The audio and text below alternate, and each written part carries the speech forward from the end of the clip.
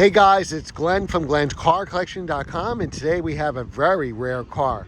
We have a Porsche 911, but it's not just any 911, it's a Speedster. Now the Speedster was made in 1989 and it flew under the radar for years. Now they're becoming very collectible and sell for big money, but for a while they did not.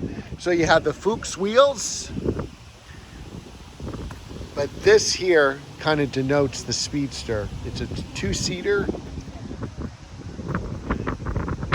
You got the 80s Porsche steering wheel, manual transmission.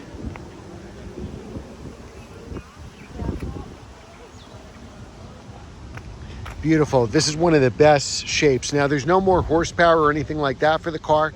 It's just a beautiful looking and very rare car. Remember, subscribe and hit the notification bell. You get Glenn's Car Collection 7 days a week. Like this video and share it with your friends so our channel can grow. Thanks for watching.